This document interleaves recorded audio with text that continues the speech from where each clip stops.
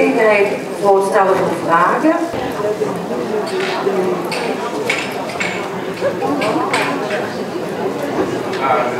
Before we do that,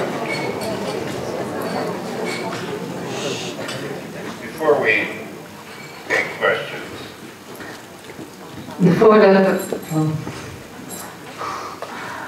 voordat we vragen gaan beantwoorden, let me just share with you that the material I am presenting to you this evening is from a book called The Keys to the Kingdom. Het materiaal wat ik jullie vanavond aanreik komt uit dit boek, Keys to the Kingdom, Nederlands Sleutels tot het Koninkrijk. And it's only available in English at this point. En op dit moment alleen nog in het Engels verkrijgbaar. Or it is available in German also, and in French, but not in Dutch yet. Ook in het Duits en in het Frans, maar nog niet in het Nederlands. But if you read English, you can order it through my website, which is paulferrini.com.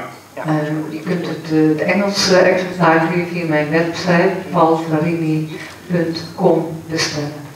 And as I was telling someone at the break, there are a lot of products that are available through the website that are not available here in Holland.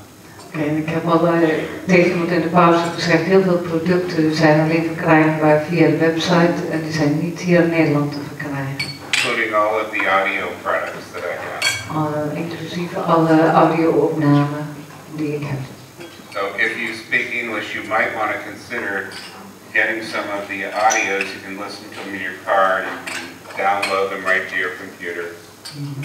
Dus als je het Engels kunt verstaan, dan zou je kunnen overwegen om iets van het geluidsmateriaal aan te schaffen, zodat je naar Paul kunt luisteren in de auto of het op je computer kunt laden.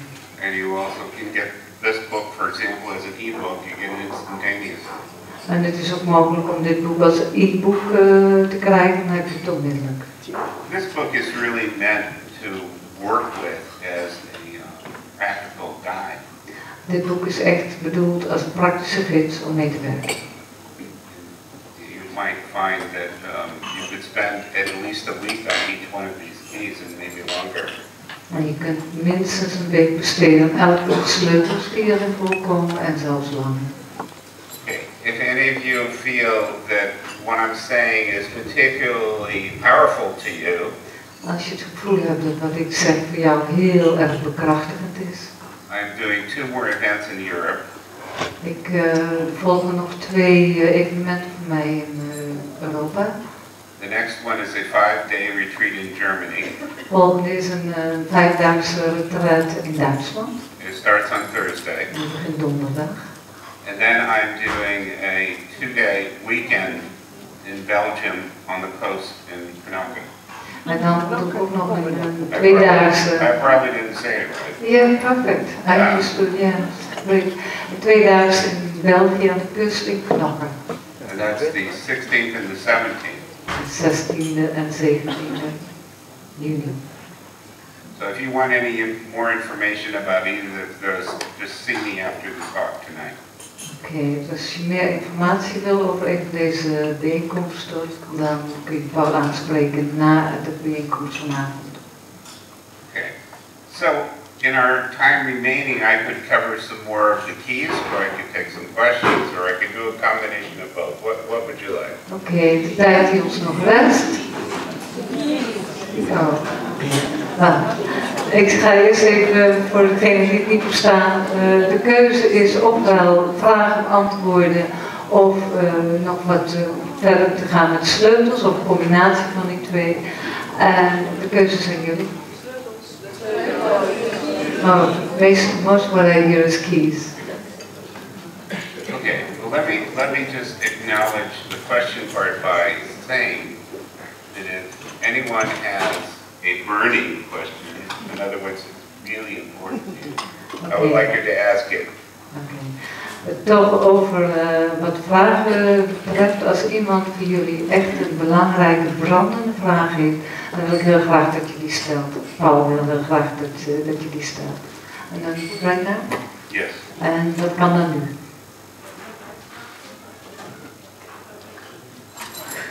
Okay, the question is if your books are being spoken, read. Yeah. Some of the books are available in English, spoken. Some of them in English, yes. And then, of course, all of my workshops and retreats are in English. Yeah. I want to make space for any heartfelt issues that are coming up that are related to what I've been talking about. Oké, Paul wil nu ruimte inlassen voor dingen die opkomen, die heel echt vanuit je hart opkomen. En waar je dus naar aanleiding van wat er vanavond besproken is. Niet zozeer praktische informatie, maar echt als er iets brandend bij je speelt, waar je heel graag met hem naar wil kijken, dan is dit het moment.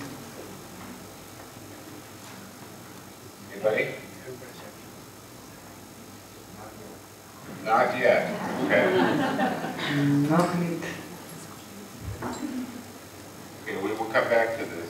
I'll talk a little bit more about the keys and then we'll see if there are any questions. Oké, we gaan nu verder met de sleutels.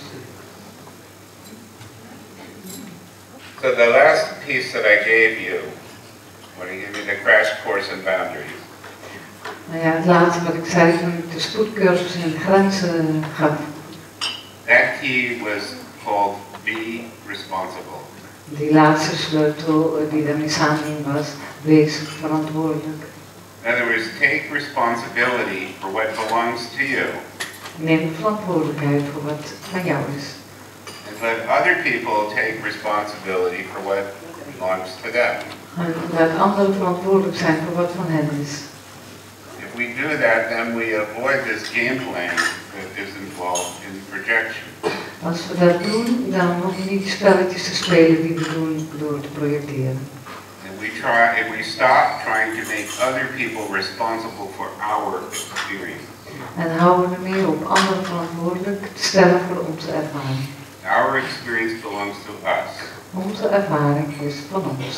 And it's our responsibility. En het is onze verantwoordelijkheid. It is no one else's responsibility, even if we happen to be married to that person or work for that person or whatever. Het is nooit de verantwoordelijkheid van die ander, ook al zijn we mee getrouwd of we mee samenwerken. Nooit.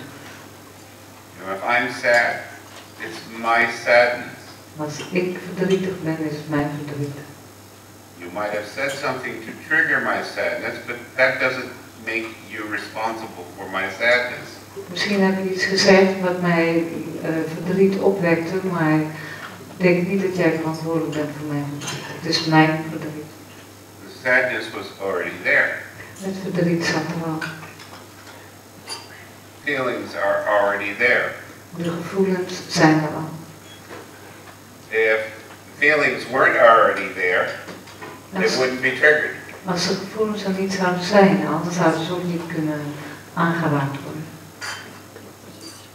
So people can only show you what's already there. Mensen kunnen je alleen laten zien wat er al is. Does that make sense? If somebody says you're stupid, Iemand zegt dat je stom bent. and you don't have an issue about your intelligence, En jouw intelligentie is voor jou geen probleem. you go, well, that's their problem. Dan zeg je wel. I know I'm not stupid. Ik weet beter. But you know, if Daddy was very critical and called you stupid or implied that you were stupid, Maar als je papa die heel erg kritisch was en dom noemde of die doorschemeren dat je dat was. and you've attracted other male authority figures into your life who imply that you're stupid, En je hebt andere gezagsfiguren in je leven uitgenodigd die ook laten doorschemeren dat je stom bent. and then your best friend calls you stupid, En is dan je beste vriend of vriendin je stom bent. and you freak out, En je slaat helemaal, je gaat helemaal door het lint. it's because you already had the wound. The wound was already there. Dan komt het omdat die wond er al zat. So that person may have triggered it, but is not responsible for it. Die persoon kan het hebben aangeraakt, maar is niet verantwoordelijk voor. We constantly trigger each other. We roepen continu gevoelens bij elkaar op. Constant. Voortdurend. And it can get very vicious. Het kan heel gemeen worden. That's why this key, be responsible, is so important. Daarom is deze sleutel, wees verantwoordelijk, zo belangrijk. Don't try to make anybody else responsible for anything that you feel, anything you think, anything you say, or anything that you do. Houd niemand verantwoordelijk voor wat je voelt, zegt, denkt of doet. It is not their responsibility. Het is niet hun verantwoordelijkheid. And don't let anybody try to make you responsible for what they think, feel, say, and do. En sta niet toe dat iemand anders jou verantwoordelijk maakt voor wat zij denken, of wat zij denken, zeggen en voelen. It is not your Dat is responsibility. niet jouw verantwoordelijkheid. If we cannot be clear on this, we have a big mess. Als we daar niet heel duidelijk over zijn, dan is het een grote baan. And we take the clarity and the simplicity that we have established here, En de helderheid en de eenvoud die we hier hebben vastgesteld. and we make it needlessly complicated. En daar gaan we niet aan de halen, we maken het onnodig ingewikkeld. Okay, so these 4 keys, you could spend a lot of time on. Aan deze 4 sleutels kun je heel veel tijd besteden. So we move into the 5th one, En dan gaan we over naar het 5e sleutel. which is called walk your talk. En die heet doe wat je zegt. Letterlijk, ga de weg waarover je spreekt. De 4e, de voorste. Be responsible. Be responsible. Wees verantwoordelijk. Second one, be yourself. First one was love yourself.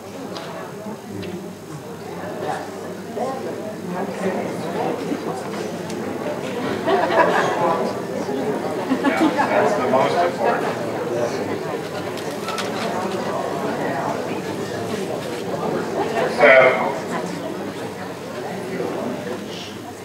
this key, to walk your talk, flows very much out of the keys that we've already discussed of tell the truth and be responsible.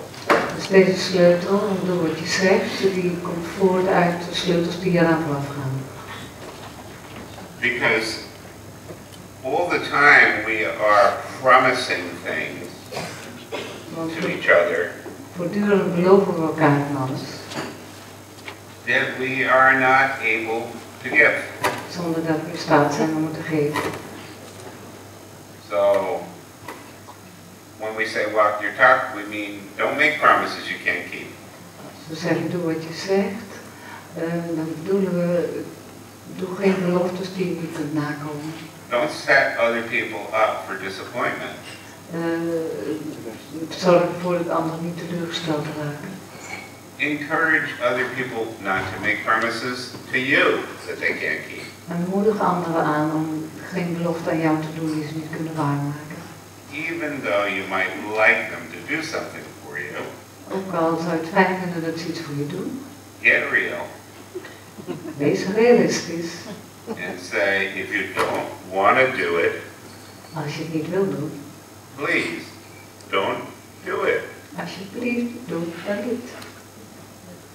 Because I would rather not rely on you, Ik vertrouw liever niet op je, ik ben liever niet afhankelijk van je. than expect you to show up Dan dat ik verwacht dat je, and then just always some reason why you can't. en dat je altijd komt met een reden waarom je het niet kunt. Waarom What? ik wel van je verwacht. Why is that? Waarom? Because you don't want to do it. Omdat je het niet wilt. Je wilt het niet doen. They're just telling me what I want to hear. Ze vertellen je alleen maar wat, je hebt me alleen maar verteld wat ik wil horen.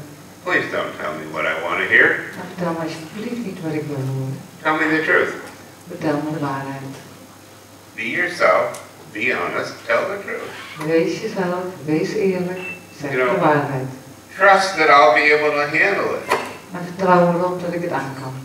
So if you say to me, Paul, I really would like to do that, but you know, this is a pattern for me. and it's not a positive pattern for me. And while I would like to please you, I really know I would not be honoring myself if I agreed to do this, so I am not going to do it. Paul, ik moet eerlijk zijn, ook al zou ik het willen doen, ik weet dat dit een patroon van me is en het is goed als ik het toch niet zou doen en ik ga het gewoon voor je doen. Trust me that I could handle that. Vertrouw erop dat ik dat aan kan als je dat tegen me zegt. That either I can find a way to do it for myself, Ofwel ik vind een manier dat ik het zelf kan doen, or I could find somebody else who wants to do it. of ik vind iemand die het anders die het wil doen. There's a way around it. Dat is altijd een mogelijkheid om oplossen. I'm not asking you to sacrifice for me. Ik vraag jou niet om een offer voor mij. So please don't tell me what you think I want to hear. Dus vertel me alsjeblieft niet wat jij denkt dat ik wil horen. And of course the reverse. Don't tell other people what you think they want to hear from you.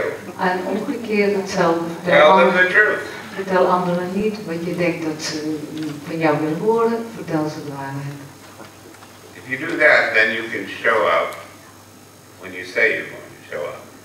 En als je dat doet, dan kun je die belofte nakomen als je die gemaakt hebt. You can do what you say you're going to do. Je kunt doen wat je zegt dat je gaat doen. That means people will trust you. Dat betekent dat mensen je zullen vertrouwen. Trust is really important in a loving relationship. Vertrouwen is echt heel belangrijk in een liefdevolle relatie. It's hard to trust somebody. It's hard to love somebody you don't trust. Het is moeilijk om iemand te vertrouwen en het is moeilijk om van iemand te houden die je niet vertrouwt. It's also hard to love somebody who shows up because they have to. En het is ook moeilijk om van iemand te houden die verschijnt. You know they don't want to be there. En terwijl je weet dat ze niet willen zijn.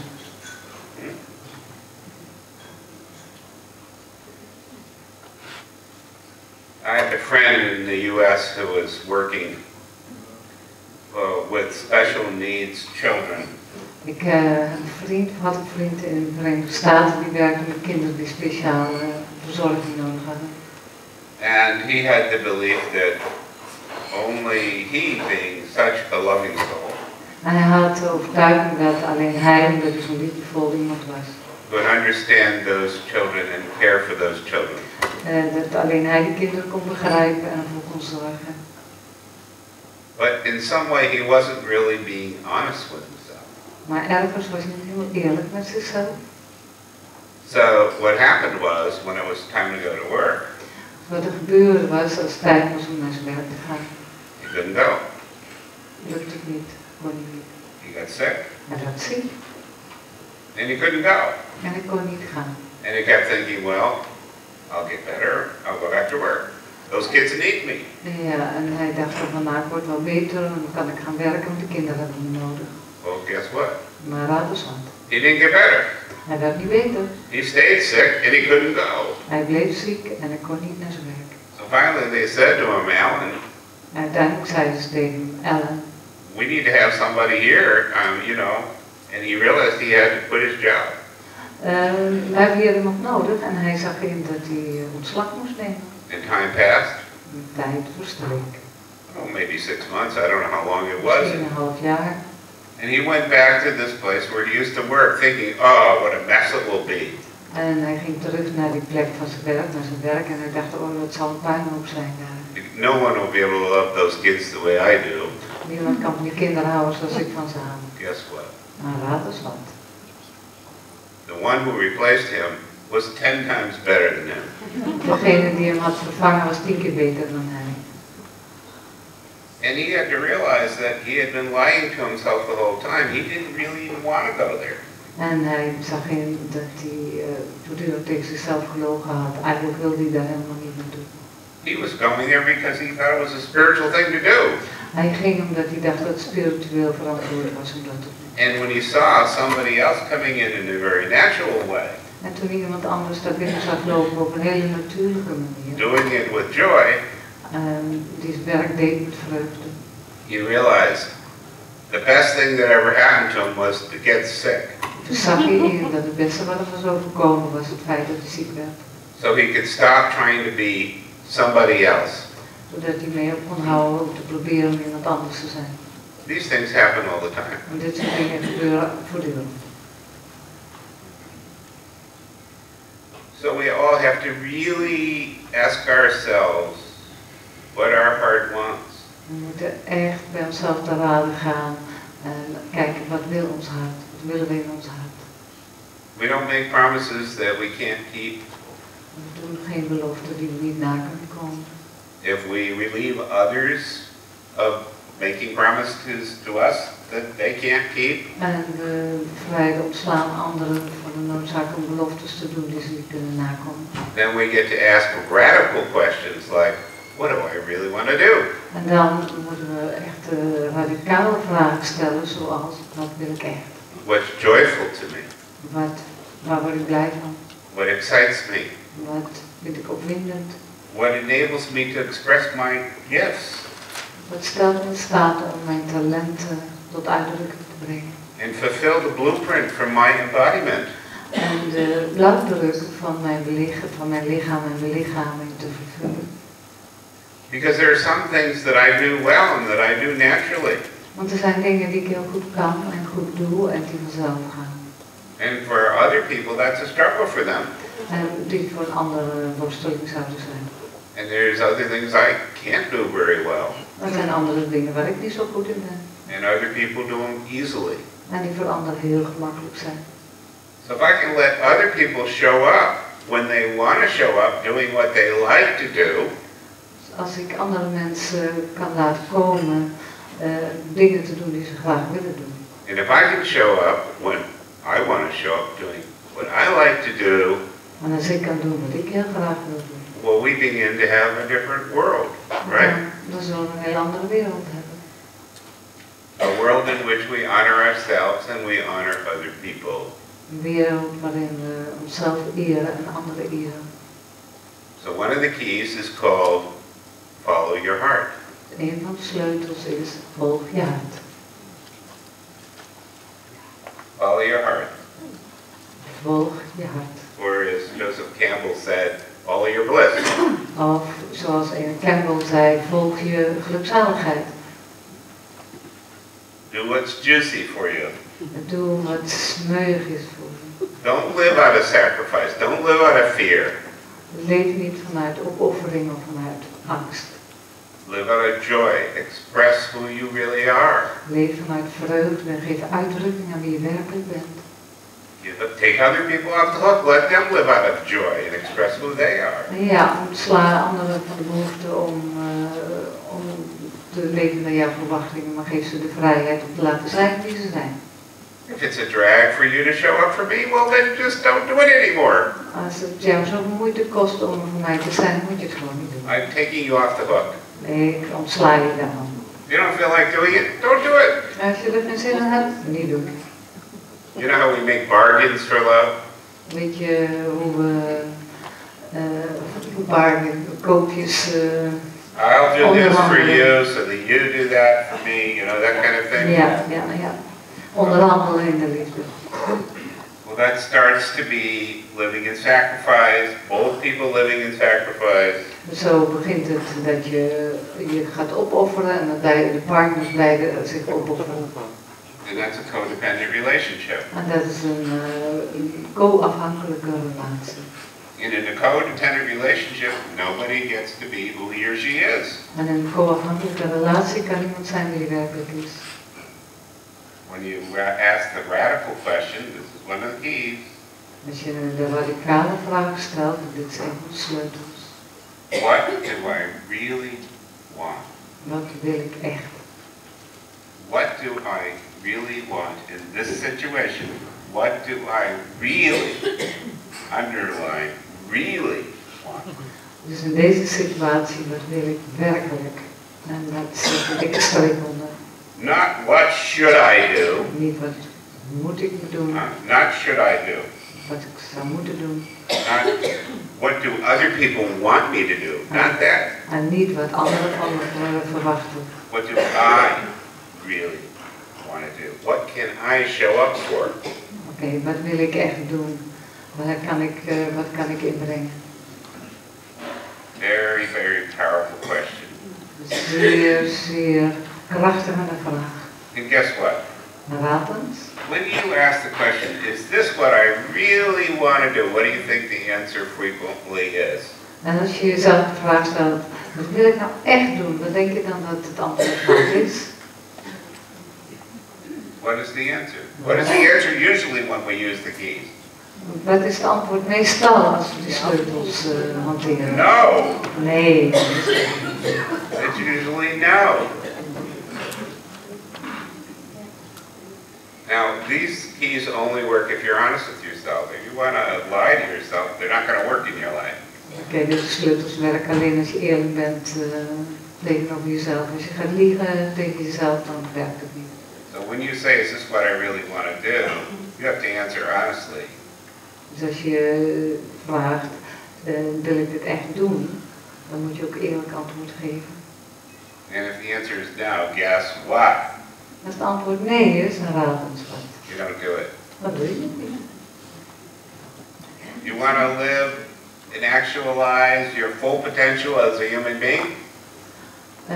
Sorry, Ernest. Do you want to actualize your full potential as a human being? Wil je je volledige potentieel als mens verwerkelijken? And when the answer is no, Als het antwoord nee is, refrain from doing. doe het dan niet. In other words, don't do it. How do you say that in Dutch? Doe het niet. Is that clear? Now you're going to have to be really strong with yourself. Dan moet je heel stevig zijn tegenover jezelf. Once you acknowledge this is not what I want to do, then you have to be responsible to that. Als je onderkent dat je dit niet wil doen, dan ben je daar verantwoordelijk voor. And don't do it or you will be giving your power away. Dan moet je het ook niet doen, want anders geef je je kracht weg. And you will be rebuilding a false self. Dan bouw je opnieuw een onechte zelf op. That's a tough one. They get harder. Dat is een taaie, deze moet worden moeilijker.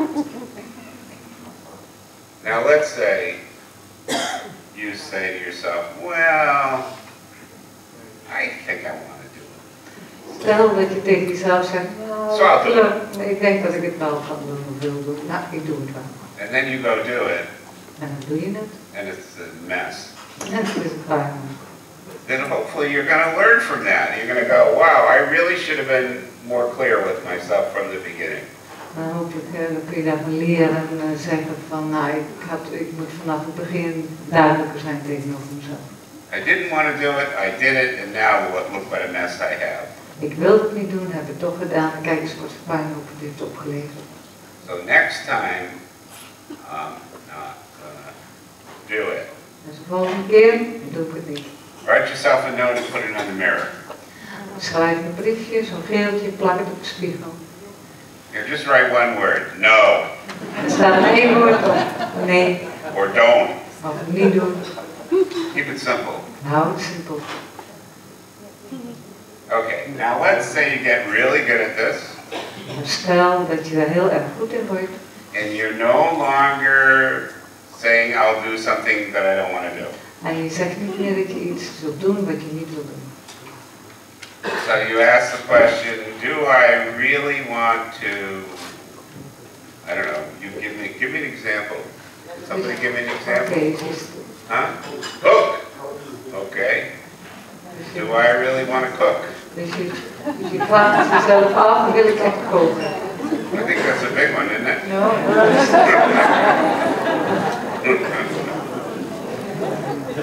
Okay. So you say, okay, I'm not going to do it, and you let people know. Je zegt, ik ga het And niet you have to doen. let people know because they probably are expecting you to cook, right? Or is it just for yourself? Oké, dus dan moet je het ook mensen laten weten, want ze verwachten waarschijnlijk dat je zult koken en je bent het niet van plan. Je gaat het niet doen. So you let everyone know, I don't feel like cooking, I'm not going to cook. Dus je zegt tegen ze, ik heb geen zin in te koken, ik kook niet. And you know, that is going to have an impact, En je zult weten dat dat effect zal hebben. right? Okay, so it might even upset some people. Het kan zijn dat mensen overstuur raken. But then Who will be upset, you or them? Maar wie zal erop sturen? Jij of zij? Right? That's their problem, right? Dat is niet het probleem. So, now, the second part of this gets a little more tricky. En het tweede deel wordt het wat lastiger. So, the next thing you do is you ask yourself, okay, is that what I really want to do? Answer yes. Can I do it peacefully? Oké, dan volgt de vraag, als je dus nogmaals vraagt, wil ik het echt zo doen? En je zegt ja, dan komt de vraag, kan ik dat doen en in vrede zijn? Can I do it peacefully? Kan ik het vredig doen? Can I do it without stressing myself out? Kan ik het doen zonder mezelf enorm onder druk te zetten? Let me give you an example. Geef een voorbeeld. Let's say what you really want to do is go back to school. Stel dat je het liefst zou willen is teruggaan naar school. And this is what you know will honor you. En je weet dat dat jou zal eren. But at the same time you have a family. Maar tegelijkertijd heb je een gezin. You're working full time. Je hebt een fulltime job, een voltijdbaan. So even though it is what you really want to do, when you ask the question, can I do it peacefully? Dus ook al weet je van dit is echt wat ik wil doen, vraag jezelf, kan ik het vredig doen, niet vredig doen? What would the answer be? Wat zou het antwoord zijn? No. Nee. So guess what? Raad eens wat. Don't do it. Doe het niet. Or you could ask the question, make it a little more subtle. You could say, can I do it peacefully right now? Oké, we kunnen de vraag nog iets subtieler maken en dan vragen, kan ik het in vrede doen op dit moment? So the answer is no. Het antwoord is nee. So then I say, well, I will revisit this in 3 months. Dan zeg ik, oké, over 3 maanden kijk ik hier nog eens naar. Because it's important to me. Want het is belangrijk. Or in 6 months. Of een half jaar. When life changes a little, maybe. Huh? Wanneer misschien iets verandert in het leven. So then you ask the question, is it peaceful for me to go back to school? En dan stel je de vraag, is het vredig voor mij om terug te gaan naar school? And the answer is yes, if I take 1 or 2 classes. Ja, dan doe ik 1 of 2 vakken voor. So then you do it. Dan doe je het. Now I can't tell you how powerful this is. Kan je niet zeggen hoe krachtig het is. I have worked with people around these very simple keys. Ik heb met mensen gewerkt rondom deze hele And I've simpele seen sleutels. lives transformed by people using this diligently. En ik heb gezien hoe levens getransformeerd werden door mensen die dit echt met heel veel ijver hebben toegepast. If you ask the question, is this what I really want to do? And the answer is no, and you don't do it, you have just removed 80% of the suffering in your life. Okay, als je jezelf de vraag stelt, wil ik dit echt doen? En je antwoord is nee, je doet het niet. Dan heb je 80% van het lijden in je leven heb je weggenomen. That's big. Dat is nogal wat. Or if you are the type of person who constantly bites off more than he or she can chew. Of als je iemand bent die steeds meer groei op zijn vork neemt dan hij aan kan. And in addition to being a mother of 12 children and working full-time in a lawyer's office, Afgezien van dat je moeder bent van 12 kinderen en een fulltime hebt in een advocatenkantoor. you're also making frequent trips to Africa to feed the hungry En and dat je help the sick. vaak reisjes maakt naar Afrika om de hongerigen te voeden en voor de zieken te zorgen. Because that's what a spiritual person would do. Want dat is wat een spiritueel iemand doet. Guess what? Maar raad eens wat. It won't be long before you crash. Maar het duurt niet lang voordat je instort.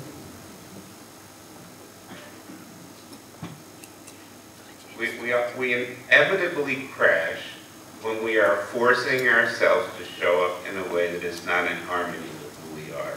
Ja, het is onvermijdelijk dat we instorten als we onszelf dwingen om niet in harmonie met onszelf te houden. Okay, you have a question? Yeah.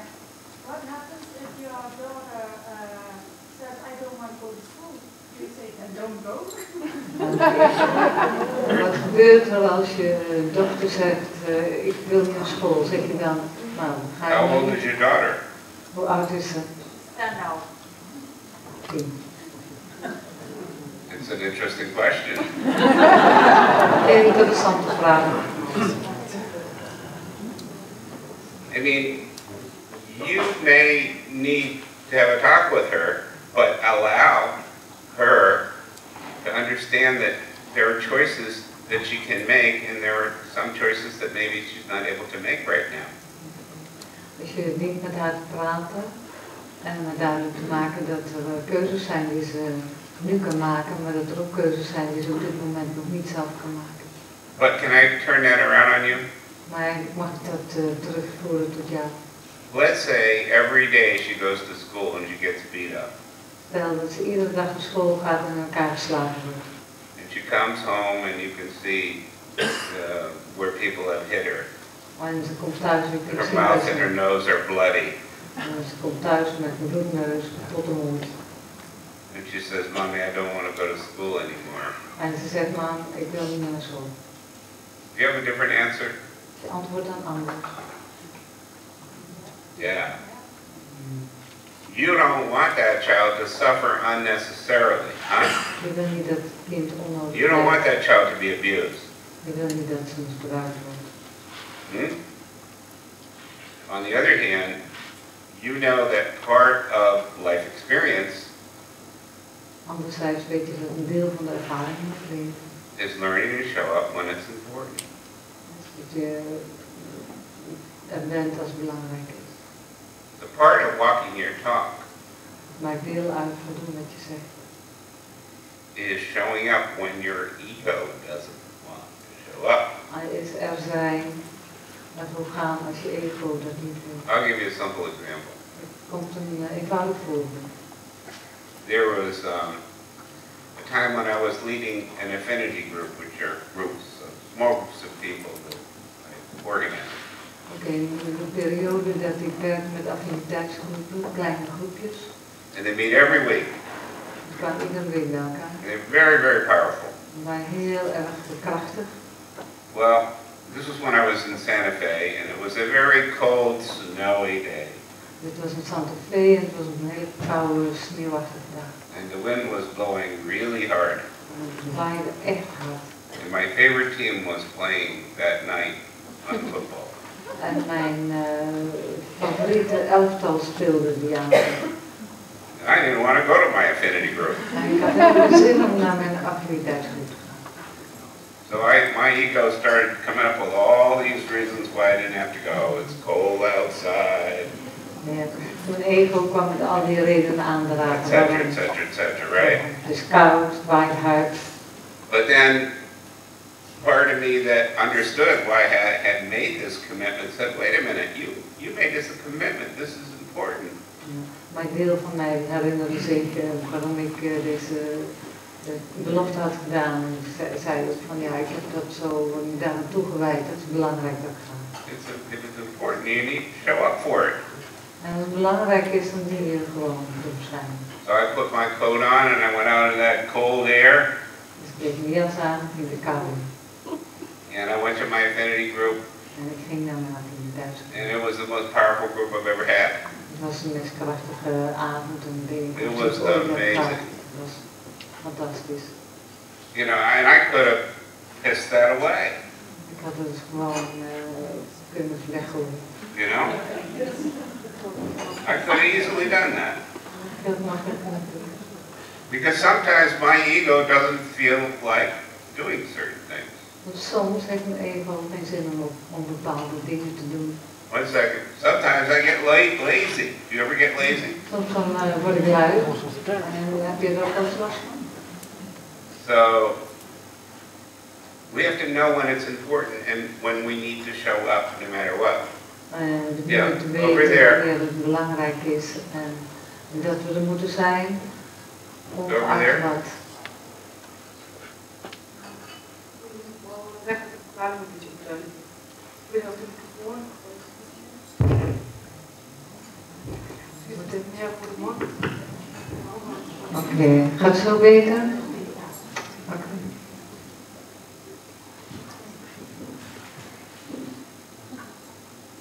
Oké. Thank you.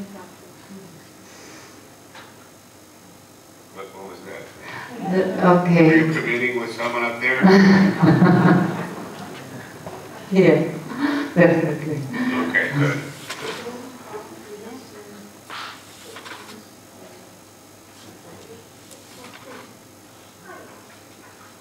Okay, she's explaining that I was not really audible for her, so that's what the question was about. It's settled now. Okay. Very loud now. Okay, anyone else? Yes. I am scanning in my head, looking for all the things that I do in my life. And I think that you cannot put the I don't want to do it in everything. For example, when you have a household and you split tasks. So I have my tasks, and there are some that are not really my hobby. But I have my tasks and well, that's his tasks. How do you do that then?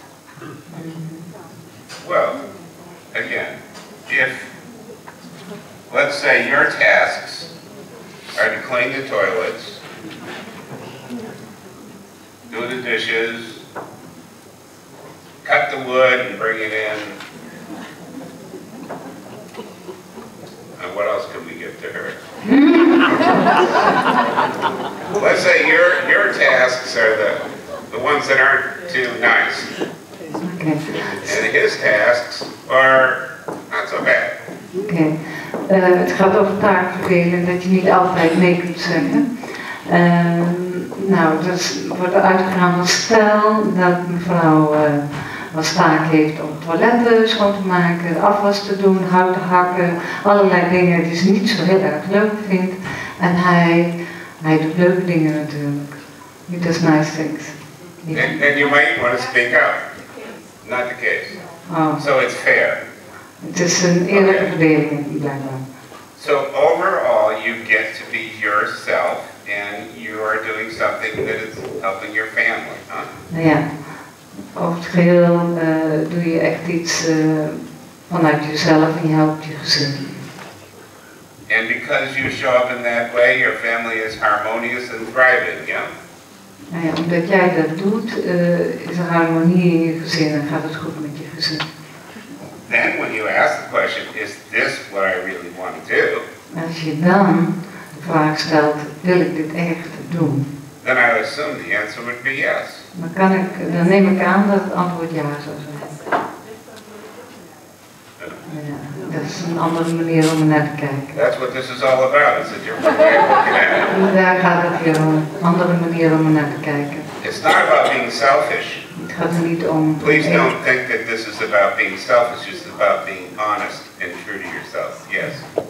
Can you tell more about the difference between ego and your heart? You told about the group you went to and your ego going later. Yeah. But maybe it was your heart that you to rest one day. Yeah. Sure.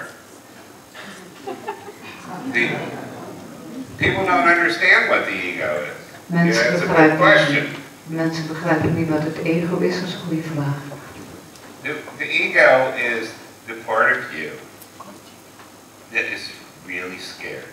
Okay. Ego is het deel van jou dat echt bang is.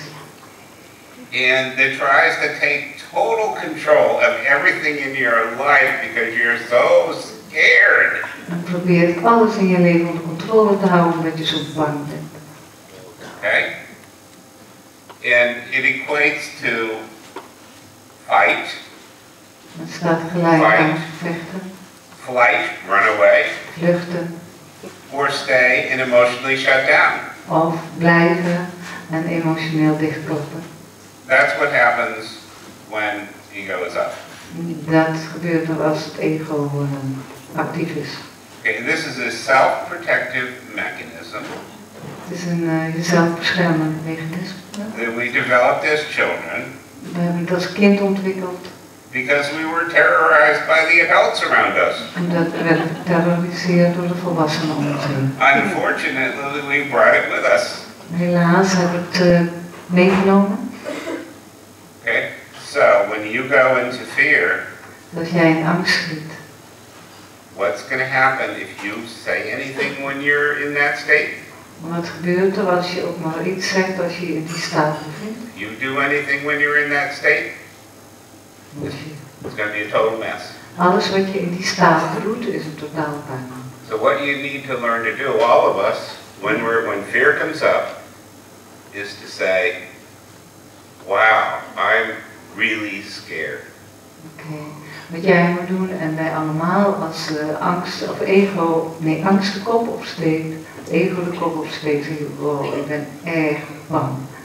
If you don't see the fear and acknowledge the fear, Als je de angst niet ziet en onderkent, then everything you say and everything you do will be done out of fear. dan is alles wat je zegt en doet, zal vanuit angst gebeuren. And that is not being in your heart. En dan ben je niet in je hart. Make sense? Okay. Other questions? Zijn er nog vragen? Shall we do the last key, or we have a question here? No?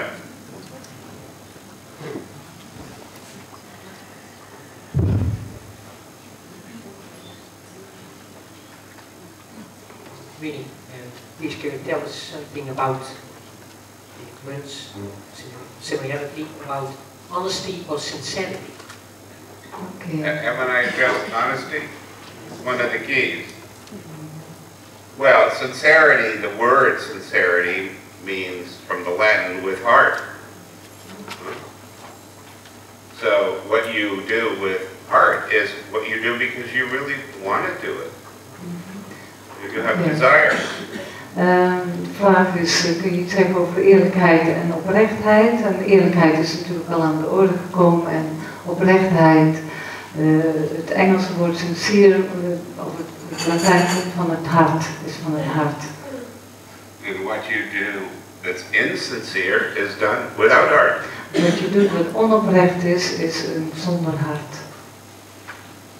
So when we say follow your heart, Als we zeggen volg je hart, it's meaning get in touch with your true desire.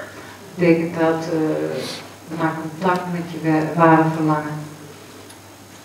Because that's what enables you to show up and walk your talk. You can't show up and walk your talk if you're not doing what you truly desire to do. Ja, dat stelt in staat om te doen wat je zegt, wat je met de mond beleidt. En dat is onmogelijk als je niet iets doet wat je werkelijk wilt doen. Make sense? Snijdt het hout. Yeah. Yeah.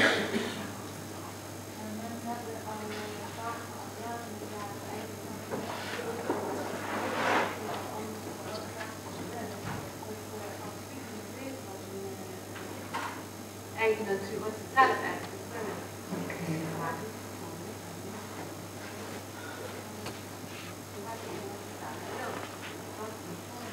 Okay. People for years and years have lived without, not lived what they really wanted to, so they become alienated from this. How do you get in touch with what you really want? How do you get to know that? It's a good question. Goeie vraag. The first thing you do is you become clear about what you don't want. Oké, het eerste wat je doet is dat je helder krijgt wat je niet wilt. 90% is getting clear about what you don't want. 90% bestaat eruit dat je het helder krijgt wat je niet wilt. And then the 10% is being in the silence, En 10% breng je door een stilte. feeling connected to yourself, Voel contact met jezelf. and learning, because it is a learning, what you do want.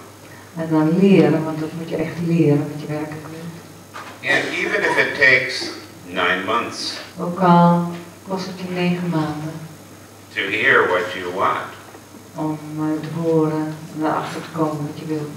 those will be the most important 9 months of your life. Het zullen de allerbelangrijkste 9 maanden van je leven worden.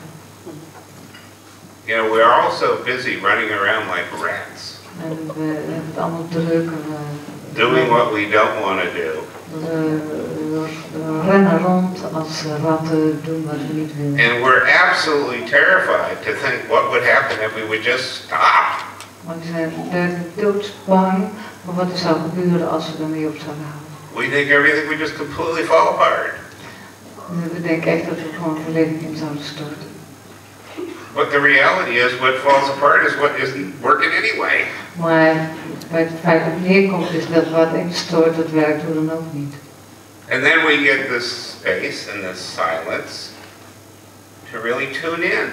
En dan krijgen we de ruimte, de stilte om ons echt af te stemmen.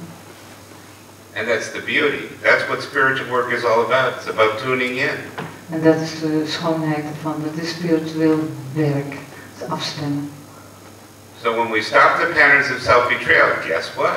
Dus als we stoppen met zelfverraad en onszelf straffen, wat dan?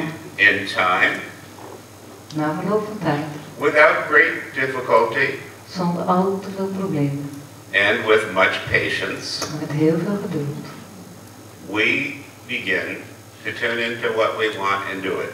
dan veranderen we, dan gaan we doen wat we willen doen. But if you say, I'm going to stop for 5 seconds, and if I don't immediately know what my heart wants to do, then I'll just rush on. Okay. Maar als je zegt, It's not going to work. ik stop 5 seconden, als ik dan niet onmiddellijk hoor wat ik echt wil, dan hol ik weer verder. You have to stop the patterns of self-betrayal and take time to listen. Je moet de patronen van zelfverraad stopzetten en luisteren.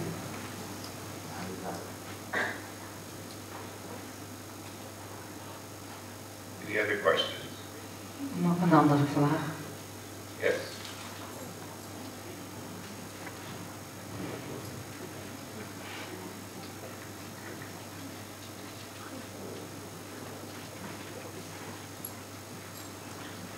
Yes, I often struggled with the question when am I in silence with meditation, or I'm walking in the nature and I've got a problem and I ask in silence what's the answer about it. Then I heard a voice, it's my inner voice I think, but I often I can't understand that voice. Well, what does the voice say? What does it say? Is that really what I wanted, or is that something else, or I don't know if What does the voice say? Just wait. And Oh, that's a good voice. That's a good voice. That's Buddha talking.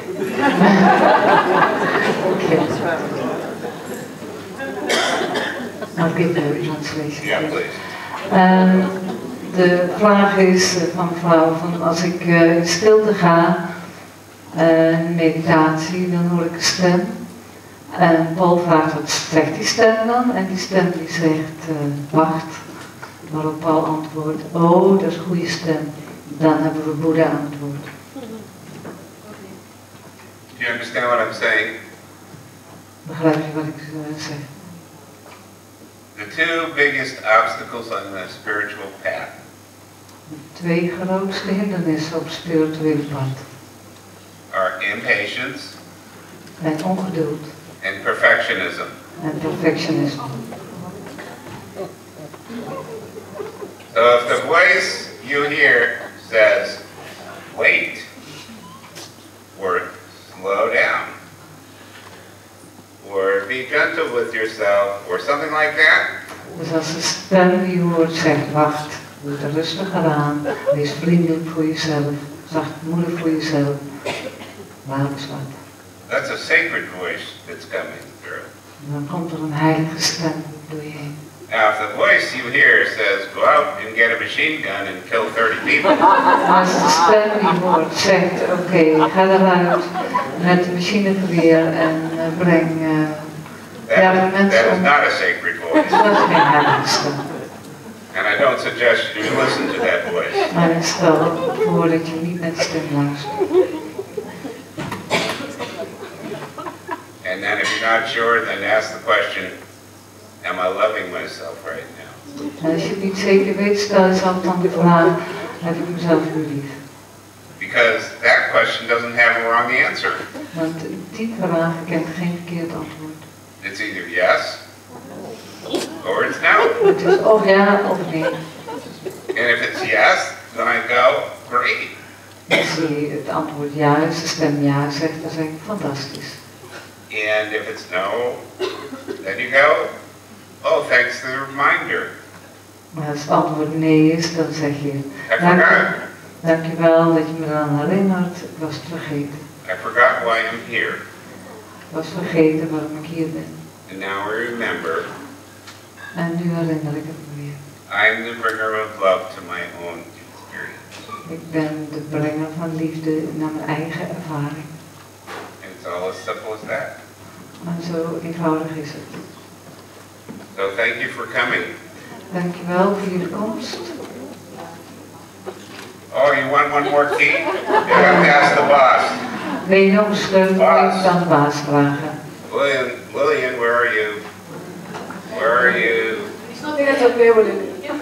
Well, okay, then we can get away with it. The last key De laatste sleutel is stay in the present. is blijven in het nu. In het heden. What that's about is, don't worry about the future, En dat gaat erom dat je geen zorgen maakt om de toekomst. and don't be preoccupied with the past. Hou je niet bezig met het verleden. Let the past go. Laat het verleden los. It's over. Het is voorbij. You can't do anything about it. Je kunt er niks meer aan veranderen. And let the future unfold. En laat de toekomst zich ontvouwen. Most of our anxiety comes from trying to live either in the past or the future. De meeste van onze angst komt voort uit de poging om in het verleden of in de toekomst te leven. So when we say, am I loving myself right now? Dus als we zeggen, hou ik nu op dit moment van mezelf, We bring ourselves right into the present moment. dan brengen we onszelf terug in het moment van nu. And all of these keys are keys that we are practicing constantly. En al deze sleutels die brengen we voortdurend in praktijk. Every day of our lives. Elke dag van ons leven. And maybe you'll translate them into Dutch so that then everybody will have them. Ja, dat doe ik. En misschien ga ik ze in het Nederlands vertalen. En dan kan iedereen ze hier in het Nederlands lezen. Wordt aan gewerkt. We're working on it. Okay, so thank you. Thank you. Thank you. Namaste.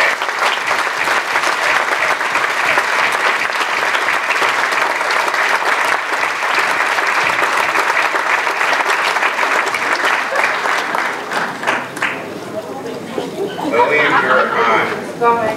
Go away.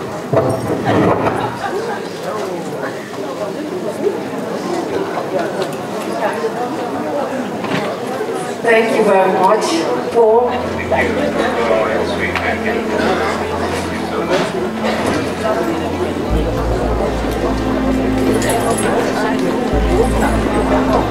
Thank you very much. Thank you, Sandra. Roos, vooral voor jou.